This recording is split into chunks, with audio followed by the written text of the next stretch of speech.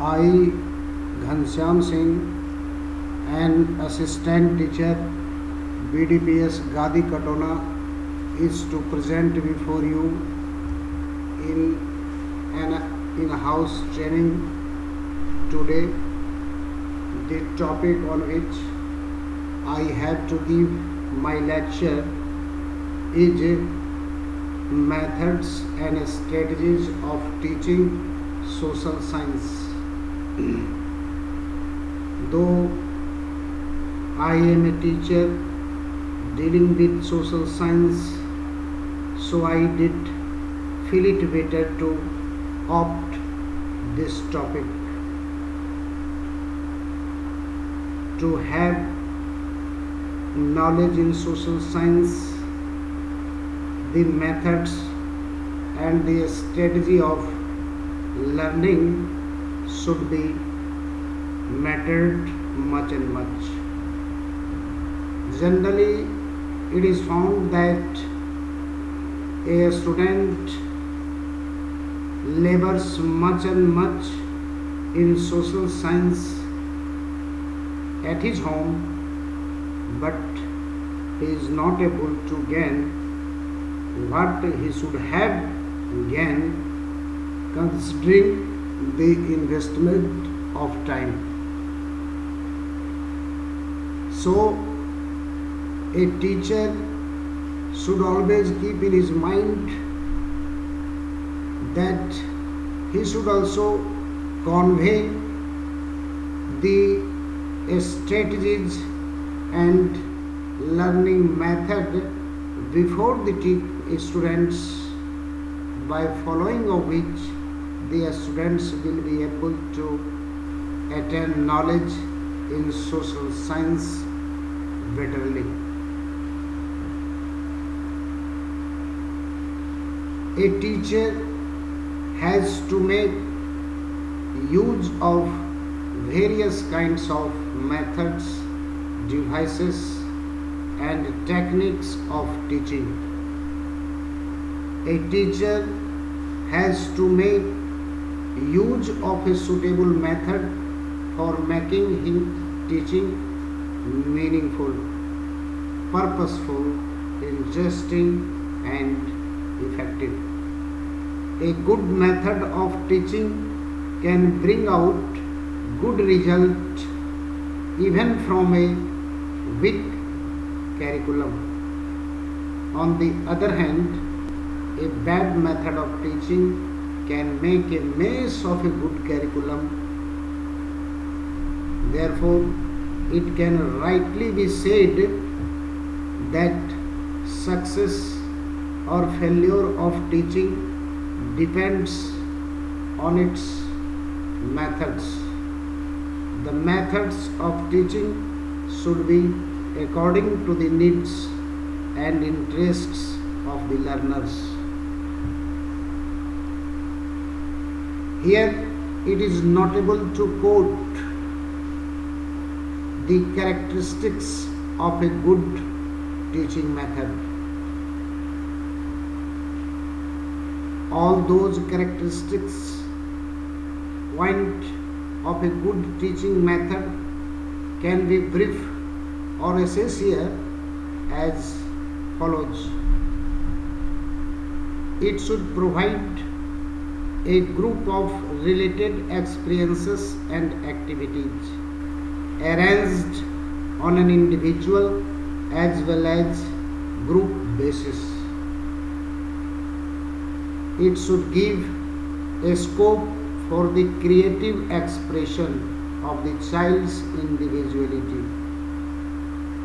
It should rouse a large range of interest in the minds of the students. It should shift emphasis from verbalism and memorization to learning through purposeful, concrete, and realistic situations. It should train the students in the teachings of self-study and the methods of acquired knowledge through personal effort or institution. It should stimulate the desire for further study and explorations. It should awaken an interest in the materials and techniques used by the social scientists.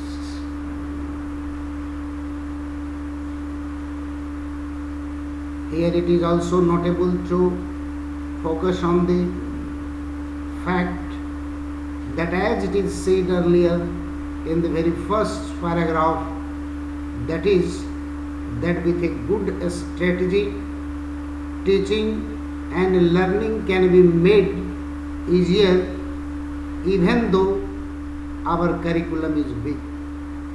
But a bad method of teaching will always result in dissatisfactory point if the strategy is bad and no adaptable and aspiring result can be expected from this. Here I have to focus on some factors which determine the selection of a teaching method. Really, we will have to think over the different factors which help the students and also the teachers to determine the selection of a teaching method. Which teaching method will be useful for a teacher with his concerned students. For this, only the concerned teacher is responsible. So, to make it simpler, to make it clearly defined, I would like to assess some factors which determine the selection of a teaching method.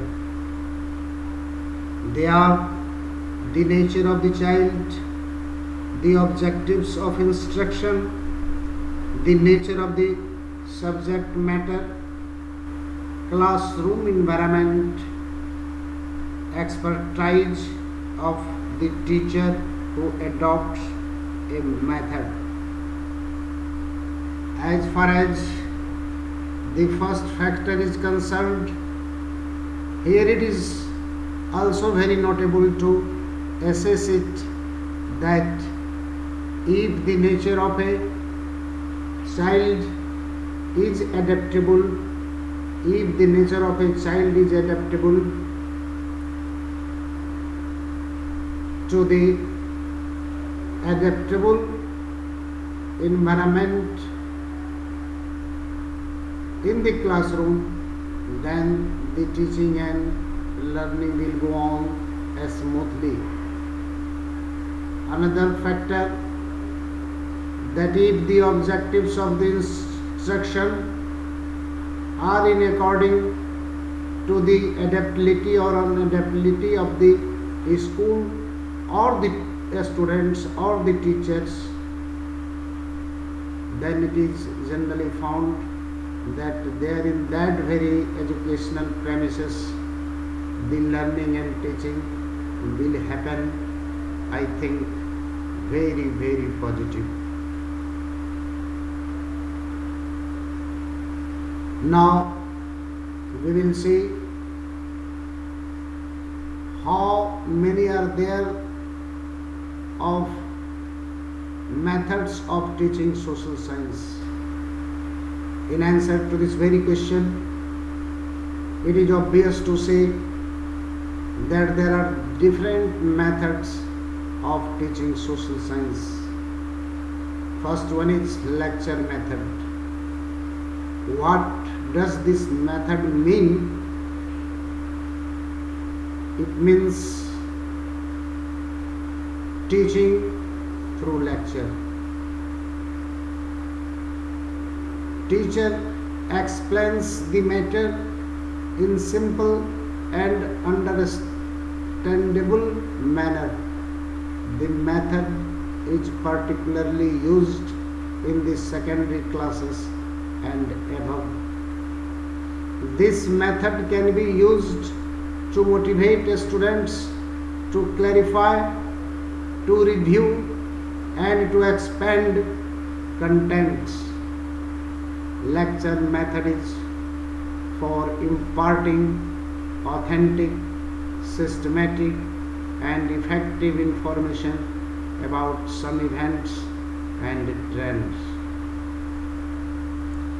It gives the students training in listening. It develops good audience habits. It provides opportunities of correlating events and subjects. It enables the linkage of previous knowledge with the new one. How brilliantly it is said earlier one, and that is that through the lecture method a teacher goes on giving oration on the concerned topic of the concerned lesson. With the oration method, students also involved in taking interest in learning what their teacher is delivering and uttering in the class before him. And when the student will start taking interest in getting knowledge, in hearing properly to their teacher, then I think there is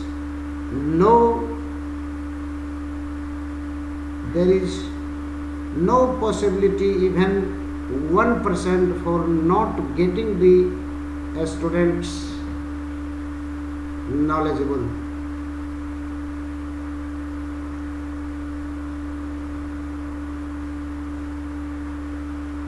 Here one another thing is also very important to assess, that is, what are the merits and demerits of lecture method. The merits of lecture method can be assessed here as the merits of lecture method can be brief as follows. A well prepared and a well delivered lecture can make social studies interesting. Lecture gives the teacher an opportunity to come into immediate contact with the pupils. Lecture gives the pupils training in listening and taking rapid notes. Lecture saves time and energy. Good lectures stimulate brighter student, in facilitate rapport between the teacher and the taught. It is more useful for brilliant students. It helps the implementation of others. It is very clear from the very first point of the merits of lecture method that how much well refreshed deliverance of the teacher in the class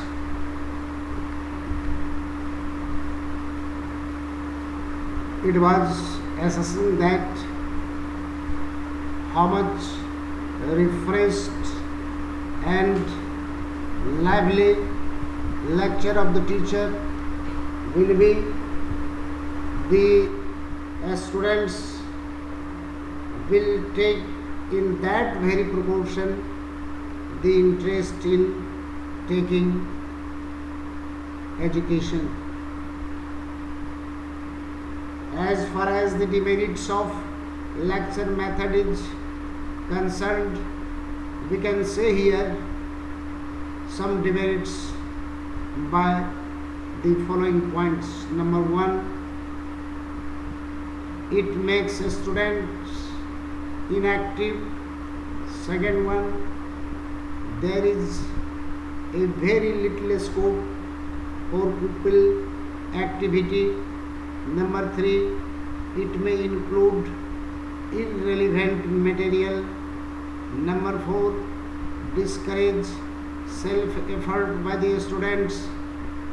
Number 5, every teacher is not expert enough to deliver lecture. Number 6, the pupil lose opportunity to make self-study. Number 7, lecture can soon result in monotony. Number 8, lecturing is against the principle of learning by doing. And next one, an average student may not be able to fix up their attention to a lecture of 40-45 minutes. Another teaching method on which we have to discuss is problem solving method. Here some questions are in such a way around which we have to weave the explanation of problem solving method. How we think reflects this approach. In this method, the learner is required to solve a problem, making use of his previous knowledge. According to the way the problem fixes the end of thought, and the end controls the process of thinking. Criteria for problem selection. Generally, it is found that which problem we have to opt to select, of which we have to give our solution, must have some criteria. And what are those criteria? If we will think on this, then we will see it that there are certain criteria for problem selection. Number 1, the problem should be intellectually challenging to children. The second one, the problem should not be entirely unfamiliar to the learners. It should be related to their previous experience. The problem should be related to a basic human activity. The problem should have practical relevance. The problem should have the potential to create interest among in the specific problem in particular, and problem solving in general. What are its merits? If we come on consideration of this question, we will assess the merits of it as follows. It serves as a preparation for adult life. It develops the power for critical thinking. It makes pupil active recipient of knowledge. Number 4, it develops values of tolerance and open-mindedness. Number 5, it helps for the easy assimilation of knowledge. And number 6, it helps to establish harmonious relations between teacher and pupils. What are the demerits of it? When we come on this question, we will say the first demerit of it is this method will become monotonous if used too frequently.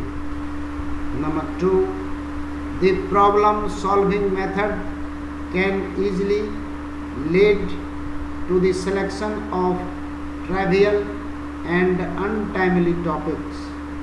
And number 3, this is appropriate for developing cognitive competencies but not for bringing about effective changes. The another method of teaching can be named as project method. Project method is based upon the ideas of the great American educationist Mr. John Dewey. The credit of developing these ideas into a method goes to Mr. William Kilpatrick. According to him, a project is a wholehearted, purposeful activity proceeding in a social environment. According to Stevenson, a project is a problematic act carried to completion in its natural setting.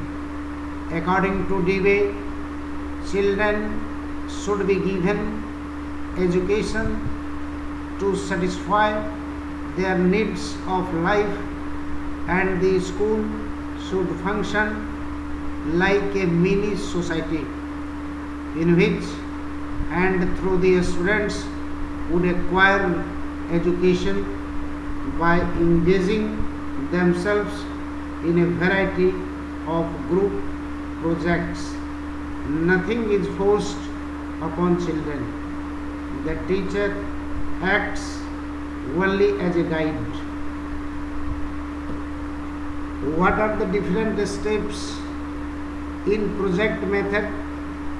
If we start considering on this, then we can count it by giving the following point.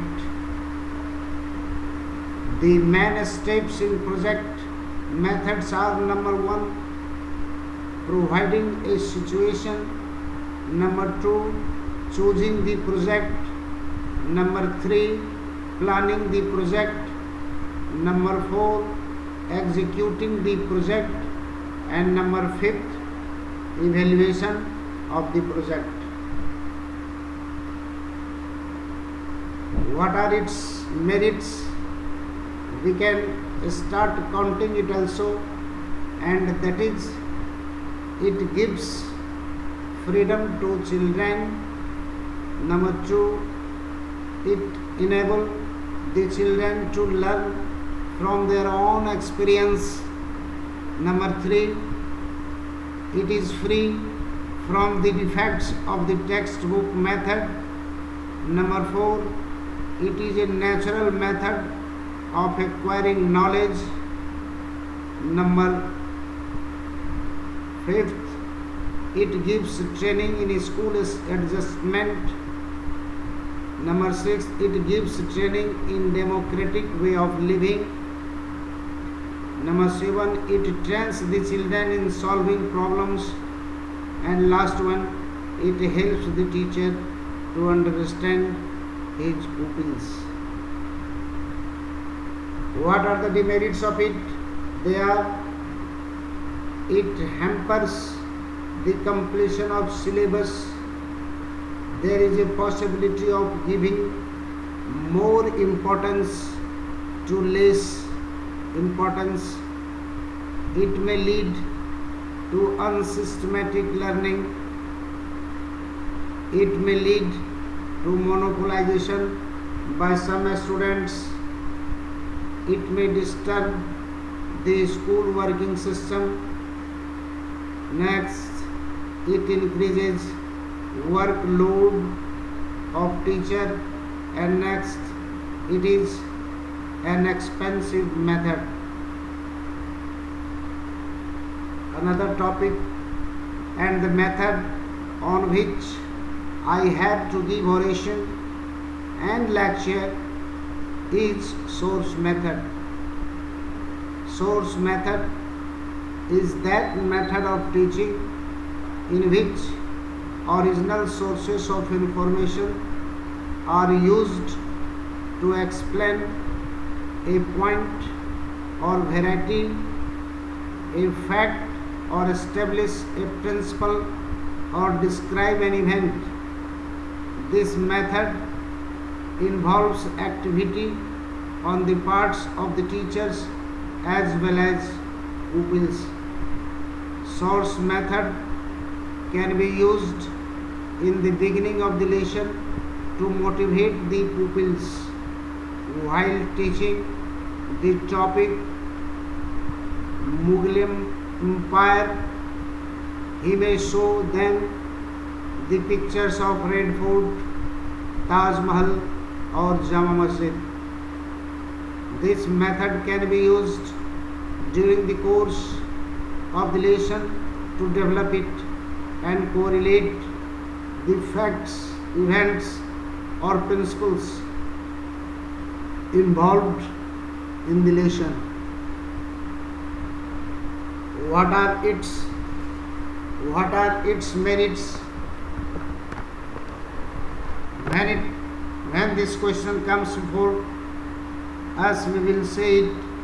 The merits of it are: number one, it develops a sense of vividness and reality. Second one, it can satisfy the curiosity among children on the question. The third one, the original sources serve as an effective means for creating a right type of atmosphere. The use of sources provides certain useful mental exercises.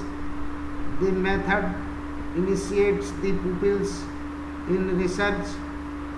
It supplements classroom lesson. It promotes the interest in the study of the subject. It initiates the students in social studies research. What are its demerits? Its demerits are: the method is too complex and technical.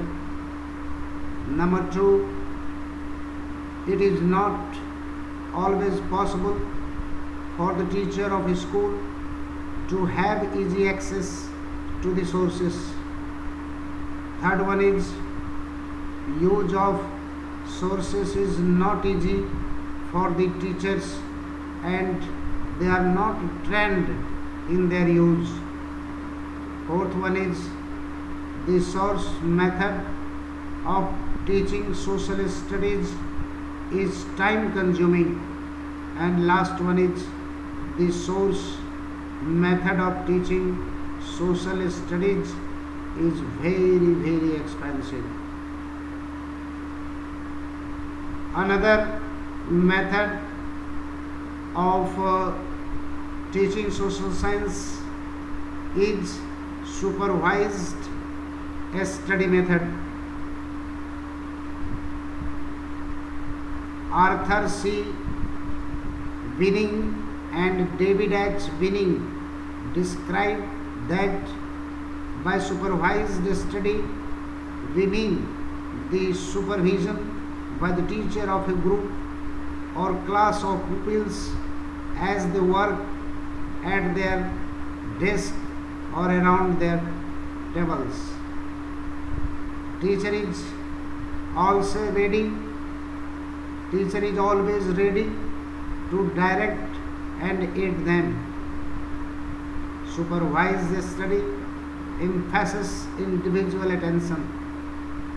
Supervised study emphasizes individual attention. It provides better pupil-teacher relation, development of skill.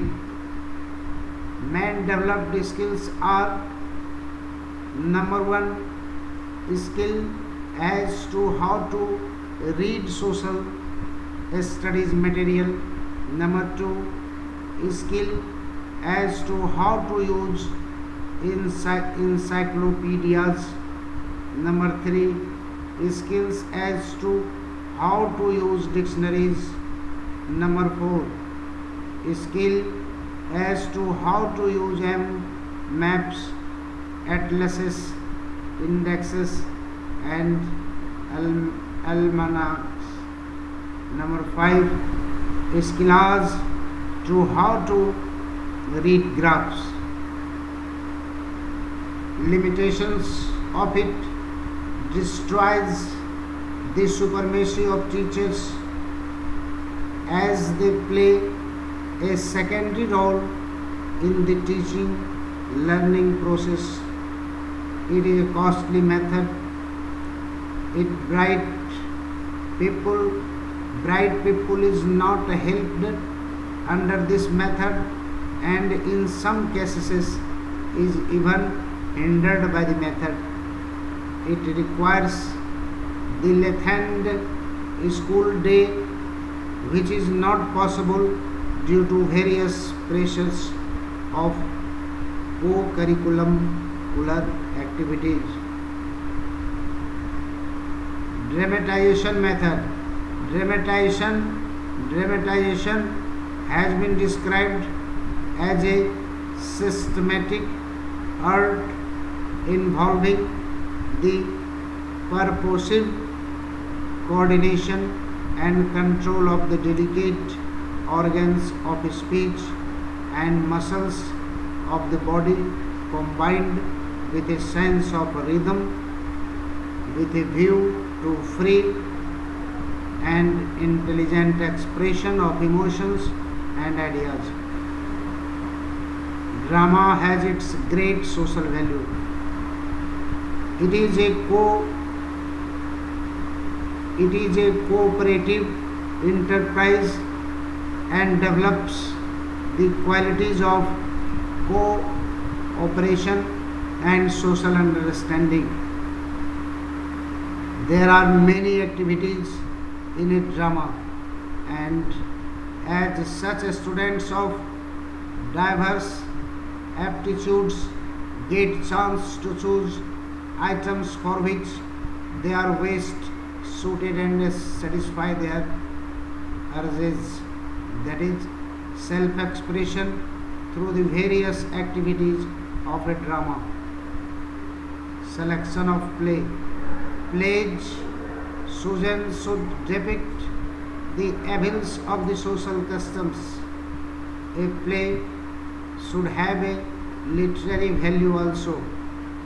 The students should be able to understand and appreciate the play. It should also have entertainment value. It should be free from objectionable subject matter. There should be no vulgarity in the play. Debate also plays a pivotal role here in this regard. A debate is a program in which two or more students holding contradictory opinions on a particular problems present arguments. They are also given an opportunity to rebut the opposite side. Number 3, after this, the rest of the class is encouraged to ask questions from the debaters or engage in a brief discussion with them. And number 4, a debate has a moderator. In order to get significant results, the teacher should work both with the debaters and the class. Merits of it are: it helps in clarifying issues. Second one, it develops team spirit. Third one, it provides opportunities to the students to speak distinctly. And number 4, it engenders tolerance of views which are at variance. Demerits of it are: not suitable for all topics. It may create emotional tensions. It may lead to unpleasant feelings. It is likely to be dominated by few students.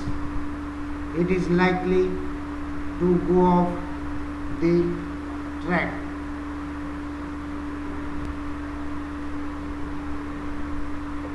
Role play. Role playing can be defined as an attempt to make a situation clear or to solve a problem by uncharged dramatization. Role playing is the dramatization of an event or a situation or a purposes. Role playing is dealing with problem through actions. And last one is the role. A role is a patterned sequence of feeling, words and actions. What is the purpose of role playing? When we come on this part of the discussion, we will see its purpose are to motivate or launch units, to culminate units, to change attitudes, to teach values, to teach content having to do with human relationship, and last one is to develop citizenship skill by showing both the successful and unsuccessful methods. As far as the conduction of role playing is concerned, we will discuss it by dividing it into 3 parts. In first part, we will see that how we are preparing for role playing. The second one is selecting the players. The third one is preparing the audience, and the last one is preparing the players. In second categorization, keep the role playing short. Let the pupils play it out. Third, do not evaluate the acting language. And fourth, do not allow evidence to interrupt. And in third category, following up the enactment, it comprises 2 things, and those 2 are: number 1, discussion, and number 2, reenactment. What are the advantages of role playing? We will assess it by giving the following points. Number 1, develop deep understanding. Number 2, developing problem solving skill and attitudes. Number 3, explore subject matter in varied ways. And number 4, develop interpersonal communication.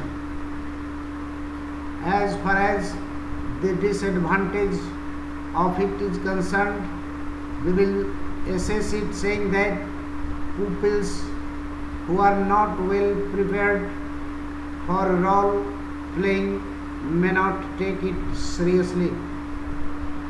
Role playing will not work unless the atmosphere in the classroom is supportive. Pupils find it difficult to enter the roles properly, especially if they are not well briefed on the assignments. Role playing does not always take the direction one hopes. Role playing is time consuming. For role playing is work well, one needs a group of sensitive, imaginative, open-minded pupils who know each other well enough to be at peace with each other. Cooperative learning in an approach to organize classroom activities into academic and social learning experiences.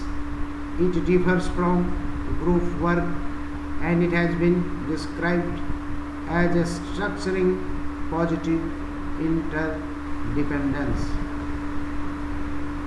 Cooperative learning involves structuring classes around small groups that work together in such a way that each group member's success is dependent on the group's success.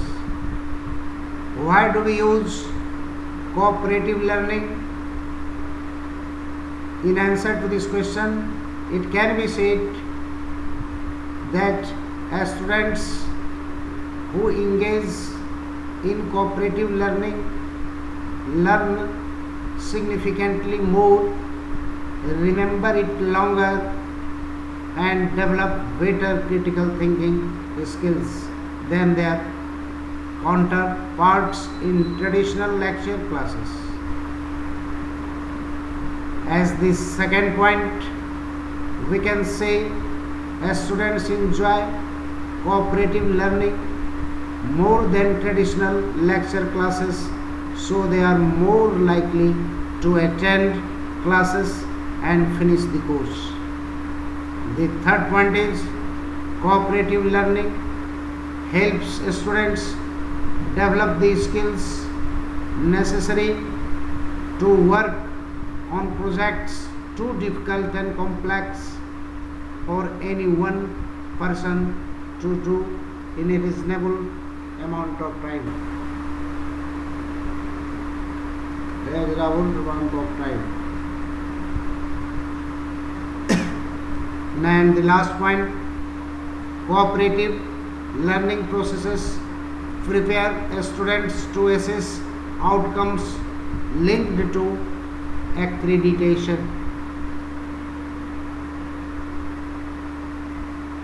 Now I am going to define what do we mean by cooperative learning method. Every method has been considered and also reasonably opted by teacher as the best one for giving the teaching to the student of the concerned class, especially as the secondary level. We can define cooperative learning by saying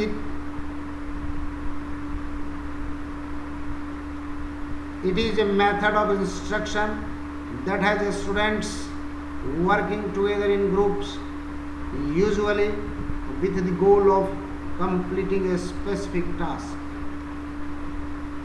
This method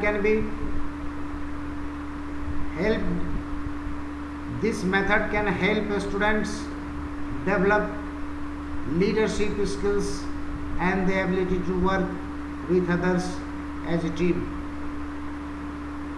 However, gifted students are often placed in groups with non-gifted children sometimes with the goal of having the gifted student help the others, either directly or by example.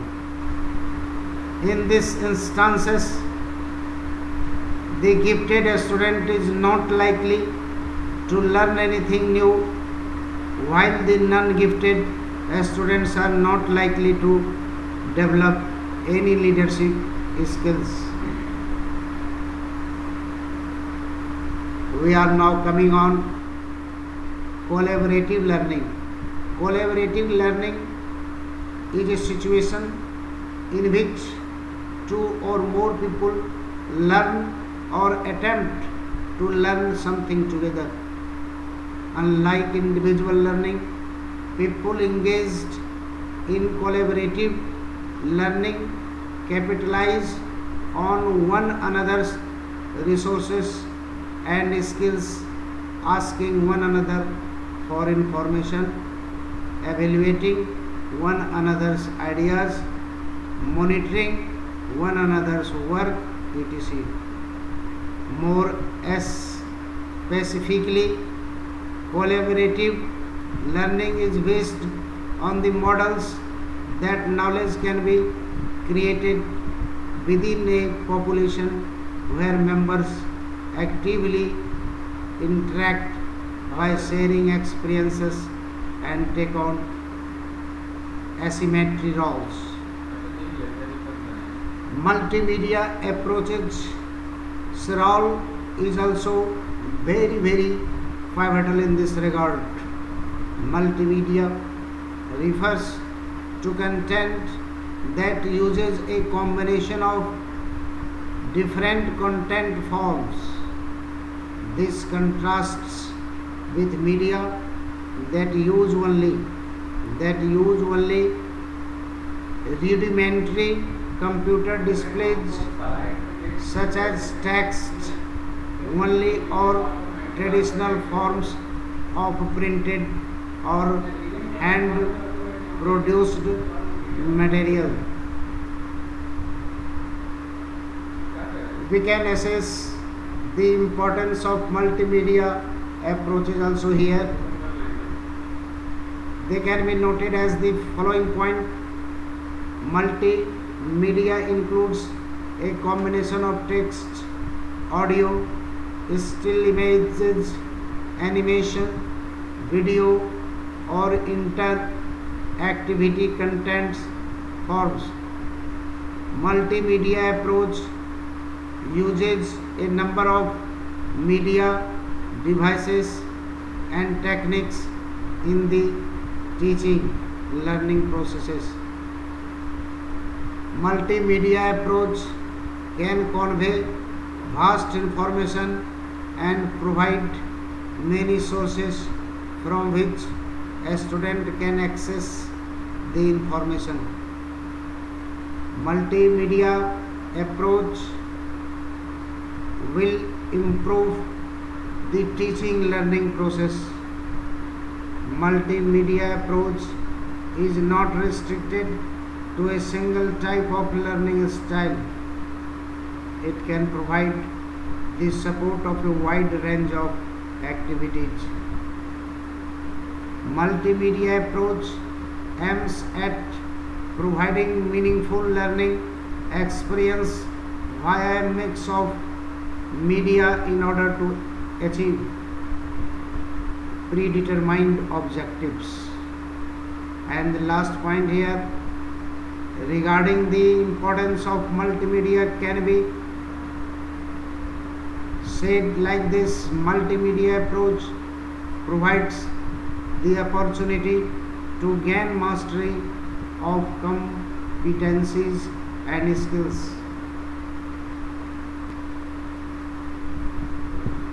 Information and communications technology, ICT enabled learning. ICT is often used as an extended synonym for information technology,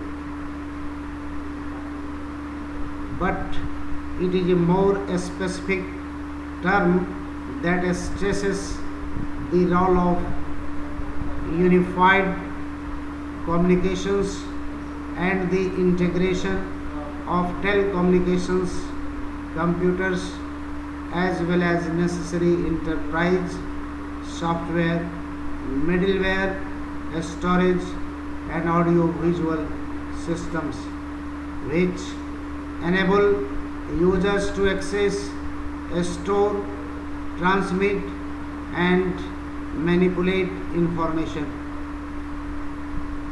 The role of ICT in education is to empower the technology into present educational activities. ICT allows open source learning rather than manual source, hence encouraging students to learn new ideas. ICT also brings about active learning, collaborative, creative, integrative and evaluative aspects to the education sector. Information communication technology is a generic name used to describe a range of technologies for gathering, storing, retrieving, processing, analyzing and transmitting information. General benefits of information communication technology are greater efficiency throughout the school.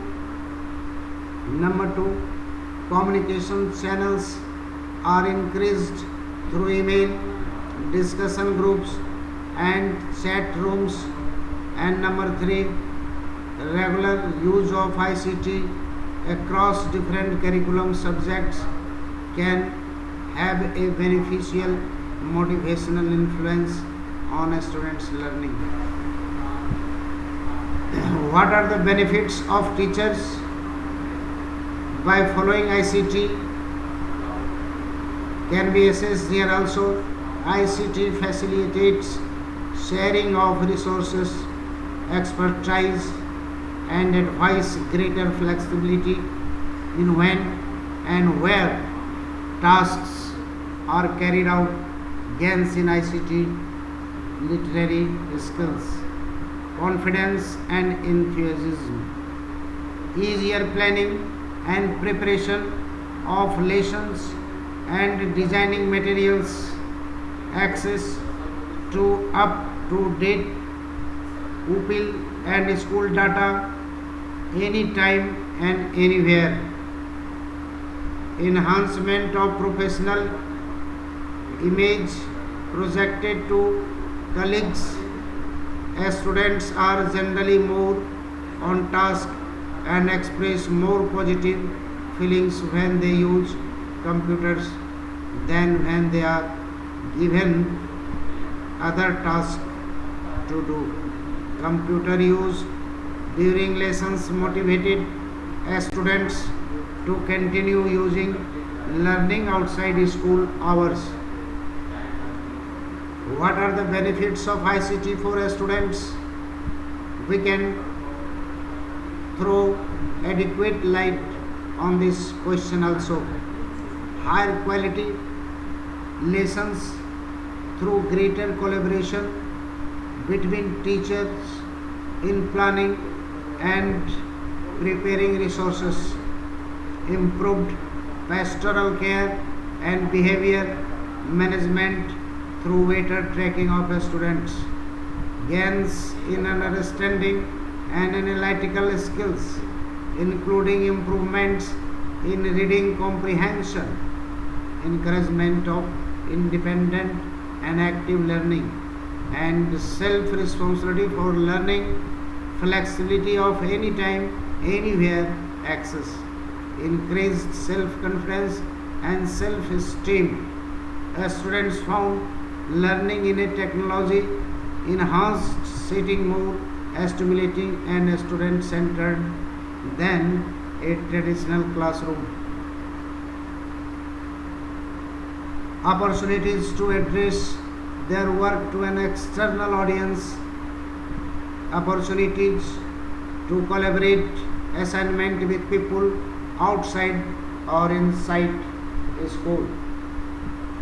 The use of information communication technologies help improve the quality of education.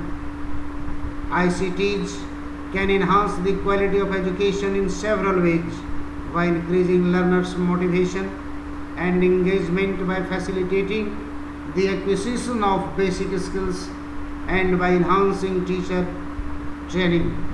ICTs are also transformational tools which, when used appropriately, can promote the shift to a learner-centered environment. Motivating to learn, ICTs such as videos, television, and multimedia computer software that combine text, sound, and colorful moving images can be used to provide challenging and authentic content that will engage the student in the learning process.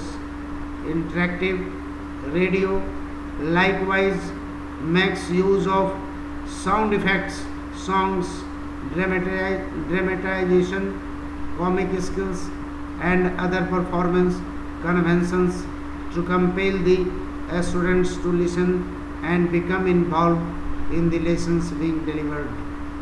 Facilitating the acquisition of basic skills, the transmission of basic skills and concepts that are the foundation of higher order thinking skills and creativity can be facilitated by ICTs through drill and practice. Enhancing teacher training, ICTs have also been used to improve access to and the quality of teacher training. What are the disadvantages of ICT? We can also brief it as one of the major barriers for the cause of ICT is not reaching its full potential in the foundation stage is teachers' attitude. According to Hara, within a early years education attitude towards ICT can vary considerably. Some see it as a potential tool to aid learning, whereas others seem to disagree with the use of technology in earlier settings. Blatchford and White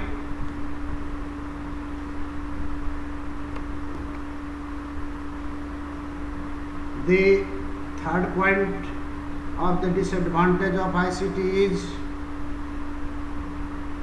Blatchford and Whitebread suggests that the use of ICT in the foundation stage is unhealthy and hinders learning. Other early years educators who are supposed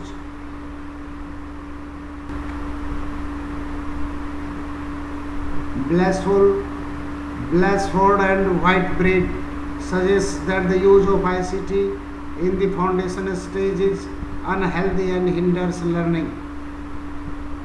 Other early years educators who are opposed to offering ICT experiences with the educational settings take a less extreme view than this and suggest that ICT is fine, but there are other more vital experiences that young children will benefit from. Blatchford and Whitebread 2003. In theory, some people may have the opinion that the teachers who had not experienced ICT throughout their learning tend to have a negative attitude towards it. Yes, as they may lack the training in that area of the curriculum. And another important drawback to using ITC in school is the fact that computers are expensive, very, very important and notable quantities. Now with these words I would like to conclude and sum up my lecture on this topic. Have a nice day. Thank you.